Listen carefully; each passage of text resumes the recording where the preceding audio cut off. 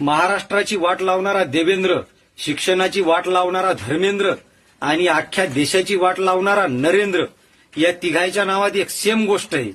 यायच्या तिघायच्या नावाचं शेवटचं अक्षर आहे द्र. द्र फॉर दरिद्री. आता यायच्या नावातच दरिद्री आहे तर देशाला दरिद्री लागणं काय साहजिकच गोष्ट आहे. आता आपल्यावाले पंतप्रधान आहेत, विदेशात जाऊन तिकडे बायाले मेलोडी चॉकलेट खाऊ घालतात, पण आपल्या स्वतःच्या देशात एखादा जर मोठा शास्त्रज्ञ शिक्षणाच्या मुद्द्यावर जर उपोषण करत असेल तर त्याला रातोरात गायब करतात. त्याला एखादा ज्यूसचा गिलास पाजत नाहीत. विदेशात जाऊन बायाले चॉकलेट चारतात, पण इकडं आपल्या माणसाईले थोडंफार त्याच्या मागण्या मान्य करून त्याचं ज्यूस पाजून त्याचं उपोषण सोडणार नाहीत. विद्यार्थ्यानं जर काही आंदोलन केलं तर त्याच्यावर आसू गॅसचे गोळे सोडण्यात येतात आतंकवाद्यासारखी. त्याच्यावर बंदूकनं फायरिंग केल्या जाते, त्याच्या गांडीवर रट्टे मारल्या जातात.